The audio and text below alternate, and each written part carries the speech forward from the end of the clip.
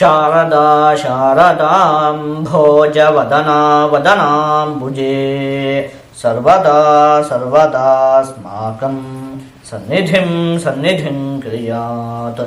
ಸಮಸ್ತ ವೀಕ್ಷಕರಿಗೂ ಆಗಸ್ಟ್ ತಿಂಗಳ ಮಕರ ರಾಶಿಯ ಮಾಸ ಭವಿಷ್ಯದ ಕಾರ್ಯಕ್ರಮಕ್ಕೆ ಸುಸ್ವಾಗತ. ನಾವು ಮೊದಲಿಗೆ ಈ ಮಾಸದಲ್ಲಿ ನಡೆಯುವಂತಹ ಗ್ರಹಗಳ ಬದಲಾವಣೆಗಳ ಬಗ್ಗೆ ತಿಳಿದುಕೊಳ್ಳೋಣ. ಈ ತಿಂಗಳ 16ನೇ ತಾರೀಕಿನಂದು ರವಿಗ್ರಹ, 30ನೇ ತಾರೀಕಿನಂದು ಬುಧ ಗ್ರಹ ಸಿಂಹ ರಾಶಿಗೆ ಪ್ರವೇಶವನ್ನು ಮಾಡ್ತಾ ಇರುವಂಥದ್ದು, 20ನೇ ತಾರೀಕಿನಂದು ಶುಕ್ರ ಗ್ರಹ ಕಟಕ ರಾಶಿಗೆ ಪ್ರವೇಶವನ್ನು ಮಾಡ್ತಾ ಇರುವಂಥದ್ದು. ಇದಿಷ್ಟು ಕೂಡ ಈ ಮಾಸದಲ್ಲಿ ನಡೆಯುವಂತಹ ಪ್ರಮುಖವಾದ ಗ್ರಹಗಳ ಬದಲಾವಣೆ. ನಾವೀಗ ಇದನ್ನೆಲ್ಲ ಆಧರಿಸಿ ಈ ಆಗಸ್ಟ್ ತಿಂಗಳಲ್ಲಿ ಮಕರ ರಾಶಿಯವರಿಗೆ ಯಾವ ರೀತಿಯಾದಂತಹ ಫಲ ಪ್ರಾಪ್ತಿಯಾಗಲಿದೆ ಅಂತ ಹೇಳಿ ಒಂದೊಂದಾಗಿ ನೋಡ್ತಾ ಹೋಗೋಣ. ಮೊದಲನೇದಾಗಿ, ನಿಮ್ಮ ರಾಶಿಯ ಅಧಿಪತಿಯಾದಂತಹ ಶನಿಗ್ರಹ ನಿಮಗೆ ತೃತೀಯ ಭಾವದಲ್ಲಿ ಸ್ಥಿತವಾಗಿರುವಂಥದ್ದು. ಹಾಗಾಗಿ ವಿರೋಧಿಗಳು ಕೂಡ ನಿಮಗೆ ಈ ಮಾಸದಲ್ಲಿ ಸ್ನೇಹಿತರಾಗಿ ಬದಲಾಗ್ತಾರೆ. ಇಷ್ಟು ದಿವಸ ನಿಮ್ಮ ಶತ್ರುಗಳಾಗಿದ್ದಂತಹ ವ್ಯಕ್ತಿಗಳು ಕೂಡ ನಿಮ್ಮ ಬಳಿಗೆ ಬರ್ತಾರೆ. ನಿಮ್ಮ ಸ್ನೇಹವನ್ನು ಅವರು ಅಪೇಕ್ಷಿಸ್ತಾರೆ. ಅವರೆಲ್ಲ ಸ್ನೇಹಿತರಾಗಿ ಬದಲಾಗ್ತಾರೆ. ಇನ್ನು ಉದ್ಯೋಗಕ್ಕೆ ಪ್ರಯತ್ನ ಪಡುತ್ತಿರುವಂತಹ ವ್ಯಕ್ತಿಗಳಿಗೂ ಕೂಡ ಈ ಮಾಸ ಅತ್ಯಂತ ಉತ್ತಮವಾಗಿದೆ. ಉದ್ಯೋಗ ಪ್ರಾಪ್ತಿಯಾಗುವುದಕ್ಕೆ ಅವಕಾಶ ಇದೆ. ಇನ್ನು ಕುಜಗ್ರಹ ನಿಮಗೆ ನವಮ ಭಾವದಲ್ಲಿ ಸ್ಥಿತವಾಗಿರುವಂಥದ್ದು. ಹಾಗಾಗಿ ಮುಖ್ಯವಾಗಿ ಭೂಮಿಗೆ ಸಂಬಂಧಪಟ್ಟಿರುವಂತಹ ವಿಚಾರಕ್ಕೆ ಈ ಮಾಸ ಅತ್ಯಂತ ಉತ್ತಮವಾಗಿದೆ. ಭೂಮಿಗೆ ಸಂಬಂಧಪಟ್ಟಿರುವಂತಹ ವಿಚಾರದಲ್ಲಿ ಒಂದಷ್ಟು ಅಭಿವೃದ್ಧಿ ಅನ್ನುವಂಥದ್ದು ಉಂಟಾಗುತ್ತೆ. ಮೊದಲನೇದಾಗಿ, ನೀವೇನೋ ಭೂಮಿಯನ್ನು ಖರೀದಿ ಮಾಡಬೇಕು ಅಂತ ಹೇಳುವಂತಹ ಅಪೇಕ್ಷೆ ಇದ್ದಂತಹ ಪಕ್ಷದಲ್ಲಿ ಅದಕ್ಕೆಲ್ಲ ಈ ಮಾಸ ತುಂಬ ಚೆನ್ನಾಗಿದೆ. ನೋಡಿ, ಕೆಲವು ಸಲ ಏನಾಗುತ್ತೆ ಅಂತ ಹೇಳಿ ಆದರೆ ಭೂಮಿಯನ್ನು ತೆಗೆದುಕೊಳ್ಬೇಕು ಅಂತ ಹೇಳುವಂಥ ಆಸೆ ಇರುತ್ತೆ. ಒಂದಷ್ಟು ಜಾಗಗಳನ್ನು ನೋಡ್ತಾ ಇರ್ತೀವಿ. ಏನಾಗುತ್ತೆ, ನಾವು ನೋಡಿದಂತಹ ಜಾಗಗಳು ತುಂಬ ಚೆನ್ನಾಗಿದೆ, ನಮಗೂ ಒಪ್ಪಿಗೆ ಆಯಿತು ಅಂತ ಹೇಳಿ ಆದರೆ ಅದು ಬೆಲೆ ಅಂತ ಹೇಳುವಂಥ ತುಂಬ ಹೆಚ್ಚಿಗೆ ಇರುತ್ತೆ. ಹಾಗಾಗಿ ಸಮಸ್ಯೆ ಉಂಟಾಗ್ತಿರುತ್ತೆ. ಅಥವಾ ಬೆಲೆ ಕಮ್ಮಿ ಇರುತ್ತೆ, ನಾವು ನೋಡ್ತೀವಿ ಆದರೆ ಜಾಗ ಅಷ್ಟೊಂದೇನೋ ಮನಸ್ಸಿಗೆ ಅಷ್ಟೊಂದು ಇಷ್ಟ ಆಗ್ತಾ ಇರೋದಿಲ್ಲ. ಈ ರೀತಿಯಾಗಿ ಒಂದಷ್ಟು ಸಮಸ್ಯೆಗಳೆಲ್ಲ ಉಂಟಾಗ್ತಿರುತ್ತಲ್ಲ ಭೂಮಿಯನ್ನು ತೆಗೆದುಕೊಳ್ಳುವಂತಹ ಸಂದರ್ಭದಲ್ಲಿ. ಅದೆಲ್ಲ ಬಗೆಹರಿಯುತ್ತೆ. ನಿಮಗೇನಾದ್ರು ಭೂಮಿಯನ್ನು ತೆಗೆದುಕೊಳ್ಬೇಕು ಅಂತ ಹೇಳಿ ನೀವು ಪ್ರಯತ್ನ ಪಡ್ತಾ ಇದ್ರೆ ಅದಕ್ಕೆಲ್ಲ ಈ ಮಾಸ ಅತ್ಯಂತ ಉತ್ತಮವಾಗಿದೆ. ಇನ್ನು ಹಾಗೆ ಭೂಮಿಯನ್ನು ಮಾರಾಟ ಮಾಡಬೇಕು ಅಂತ ಹೇಳಿ ಕೆಲವೊಂದಷ್ಟು ಜನಗಳು ಅಂದ್ಕೊಂಡಿರ್ತಾರೆ.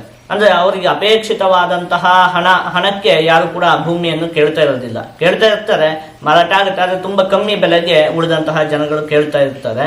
ಆ ರೀತಿಯಾದಂತಹ ಸಮಸ್ಯೆ ಇದ್ದಂತಹ ಪಕ್ಷದಲ್ಲಿ ನಿಮಗೂ ಕೂಡ ನೀವು ಅಪೇಕ್ಷೆ ಪಟ್ಟಿರುವಂತಹ ಒಂದು ಮೊತ್ತಕ್ಕೆ ನಿಮ್ಮ ಭೂಮಿ ಮಾರಾಟವಾಗುವುದಕ್ಕೂ ಕೂಡ ಅವಕಾಶ ಅಂತ ಹೇಳುವಂಥದ್ದಿದೆ.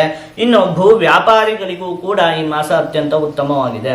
ರಿಯಲ್ ಎಸ್ಟೇಟು ಇತ್ಯಾದಿಗಳನ್ನು ಮಾಡ್ತಾ ಇರುವಂತಹ ವ್ಯಕ್ತಿಗಳಿಗೂ ಕೂಡ ಅತ್ಯಂತವಾಗಿ ಈ ಮಾಸದಲ್ಲಿ ಲಾಭ ಅಂತ ಹೇಳುವಂಥದ್ದು ಉಂಟಾಗುತ್ತೆ. ಇನ್ನು ಕೃಷಿಗೆ ಸಂಬಂಧಪಟ್ಟಿರುವಂತಹ ಕೆಲಸವನ್ನು ಮಾಡ್ತಾ ಇರುವಂತಹ ವ್ಯಕ್ತಿಗಳಿಗೂ ಕೂಡ ಈ ಮಾಸ ಅತ್ಯಂತ ಉತ್ತಮವಾಗಿದೆ. ಒಟ್ಟಲ್ಲಿ ಭೂಮಿಗೆ ಸಂಬಂಧಪಟ್ಟಿರುವಂತಹ ಎಲ್ಲ ವಿಚಾರಕ್ಕೂ ಕೂಡ ಈ ಮಾಸ ಅತ್ಯಂತ ಉತ್ತಮವಾಗಿದೆ. ಇನ್ನು ಆ ಸಂದರ್ಭದಲ್ಲಿ ಕುಜಗ್ರಹ ನವಮ ಭಾವದಲ್ಲಿ ಇರುವಂತಹ ಸಂದರ್ಭದಲ್ಲಿ ಮಹೋಗ್ರಾಮತಿ ಅಂತ ಹೇಳಿರುವಂಥದ್ದು. ಹಾಗಾಗಿ ಕೋಪ ಒಂದು ಸ್ವಲ್ಪ ಹೆಚ್ಚಿಗೆ ಕಾಡುವುದಕ್ಕೆ ಅವಕಾಶ ಇರುತ್ತೆ. ಸಣ್ಣ ಪುಟ್ಟ ವಿಚಾರಕ್ಕೂ ಕೂಡ ನಿಮಗೆ ಕೋಪ ಅಂತ ಹೇಳುವಂಥದ್ದು ಉಂಟಾಗ್ತಿರುತ್ತೆ ಈ ಮಾಸದಲ್ಲಿ. ಆದಷ್ಟು ಕೋಪವನ್ನು ನೀವು ನಿಯಂತ್ರಣದಲ್ಲಿ ಇಟ್ಕೊಳ್ಬೇಕಾಗುತ್ತೆ. ಇನ್ನು ರವಿಗ್ರಹದ ಜೊತೆಗೆ ಕೇತುಗ್ರಹ ನಿಮಗೆ ಅಷ್ಟಮ ಭಾವದಲ್ಲಿ ಸ್ಥಿರವಾಗಿರುವಂಥದ್ದು. ಹಾಗಾಗಿ ಒಂದು ಸ್ವಲ್ಪ ಈ ಮಾಸದಲ್ಲಿ ಪದೇ ಪದೇ ತಲೆನೋವು ಕಾಡುವುದಕ್ಕೆ ಅವಕಾಶ ಇದೆ. ಇನ್ನು ಬುಧ ಗ್ರಹ ನಿಮಗೆ ಸಪ್ತಮ ಭಾವದಲ್ಲಿ ಸ್ಥಿರವಾಗಿರೋದ್ರಿಂದಾಗಿ ನೀವು ಈ ಮಾಸದಲ್ಲಿ ಕುಟುಂಬಕ್ಕೆ ಹೆಚ್ಚಿನ ಸಮಯವನ್ನು ನೀಡಬೇಕು. ಯಾವಾಗಲೂ ಕೆಲಸ ಅಂತ ಹೇಳಿ ನೀವು ಕೆಲಸದಲ್ಲೇ ತೊಡಗಿ ಕುಟುಂಬವನ್ನು ಕಡೆಗಾಣಿಸಿದರೆ ಒಂದು ಸ್ವಲ್ಪ ಸಮಸ್ಯೆಗಳು ಉಂಟಾಗುತ್ತೆ. ಹಾಗಾಗಿ ನೀವು ಕುಟುಂಬಕ್ಕೂ ಕೂಡ ಒಂದು ಸ್ವಲ್ಪ ಸಮಯವನ್ನು ನೀಡಬೇಕಾಗುತ್ತೆ. ಶುಕ್ರ ಗ್ರಹ ಮತ್ತೆ ಬೃಹಸ್ಪತಿ ಗ್ರಹ ನಿಮಗೆ ಷಷ್ಠ ಭಾವದಲ್ಲಿ ಸ್ಥಿತವಾಗಿರುವಂಥದ್ದು. ಹಾಗಾಗಿ ಗುರು ಹಿರಿಯರ ಜೊತೆ ಒಂದು ಸ್ವಲ್ಪ ವೈಮನಸ್ಯ ಉಂಟಾಗುವುದಕ್ಕೆ ಅವಕಾಶ ಇರುತ್ತೆ. ಅದಕ್ಕೆ ನಾನು ಹೇಳಿದ್ದೆ, ಎಲ್ಲ ಕಡೆ ಆದಷ್ಟು ನೀವು ಈ ಮಾಸದಲ್ಲಿ ತಾಳ್ಮೆಯನ್ನು ವಹಿಸಬೇಕು. ಆದಷ್ಟು ಕೋಪವನ್ನು ನೀವು ನಿಯಂತ್ರಣದಲ್ಲಿ ಇಟ್ಕೊಳ್ಬೇಕು. ಇನ್ನು ರಾಹುಗ್ರಹ ನಿಮಗೆ ದ್ವಿತೀಯ ಭಾವದಲ್ಲಿ ಸ್ಥಿತವಾಗಿರೋದ್ರಿಂದಾಗಿ ಮುಖ್ಯವಾಗಿ ಈ ಮಾಸದಲ್ಲಿ ಆದಷ್ಟು ನೀವು ಕಮ್ಮಿ ಮಾತಾಡಬೇಕು.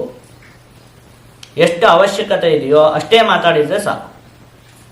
ಹೆಚ್ಚಿಗೆ ಏನನ್ನು ಕೂಡ ಹೇಳುವುದಕ್ಕೆ ಹೋಗುವಂಥದ್ದು ಬೇಡ. ಯಾಕಂತ ಹೇಳಿದ್ರೆ ಒಂದಷ್ಟು ವಿವಾದಗಳೆಲ್ಲ ಉಂಟಾಗುವುದಕ್ಕೆ ಅವಕಾಶ ಅಂತ ಹೇಳುವಂಥದ್ದು ಇದೆ. ನೋಡಿ, ಮುಖ್ಯವಾಗಿ ನೀವು ನೋಡಿದ್ವಲ್ಲ, ಒಂದಷ್ಟು ವಿಚಾರಕ್ಕೆ ಈ ಮಾಸ ಉತ್ತಮವಾಗಿದೆ. ಇನ್ನು ಒಂದಷ್ಟು ವಿಚಾರದಲ್ಲಿ ಒಂದು ಸ್ವಲ್ಪ ಸಮಸ್ಯೆ ಅಂತ ಹೇಳುವಂಥದ್ದು ಕೂಡ ಇದೆ ಈ ಮಾಸದಲ್ಲಿ. ಹೆದರಿಕೊಳ್ಳುವಂತಹ ಅವಶ್ಯಕತೆ ಇಲ್ಲ. ಆದಷ್ಟು ನೀವು ಈ ಮಾಸದಲ್ಲಿ ದುರ್ಗಾದೇವಿಯ ಆರಾಧನೆಯನ್ನು ಮಾಡಬೇಕು. ಹೀಗೆ ಮಾಡುವುದರಿಂದ ನಿಮ್ಗೆ ಯಾವುದೇ ಸಮಸ್ಯೆ ಅಂತ ಹೇಳುವಂಥದ್ದು ಉಂಟಾಗುವುದಿಲ್ಲ. ನೋಡಿ, ಆಪದಿ ಕಿಂಕರಣೀಯಂ ಸ್ಮರಣೀಯಂ ಚರಣಯುಗಲಂ ಅಂಬಾಯಾಹ ತತ್ಸ್ಮರಣಂ ಕಿಂಕುರುತೆ ಬ್ರಹ್ಮಾದೀನಪಿ ಕಿಂಕರೀಕುರುತೆ ಅಂತ ಹೇಳಿರುವಂಥದ್ದು. ನಮಗೆ ಸಮಸ್ಯೆ ಉಂಟಾದಾಗ ನಾವು ಏನು ಮಾಡಬೇಕು? ಅಮ್ಮನವರ ಸ್ಮರಣೆಯನ್ನು ಮಾಡಬೇಕು. ಅವಾಗ ಎಲ್ಲ ಸಮಸ್ಯೆಗಳು ಕೂಡ ಸಂಪೂರ್ಣವಾಗಿ ಬಗೆಹರಿಯುತ್ತೆ ಅಂತ ಹೇಳಿರುವಂಥದ್ದು.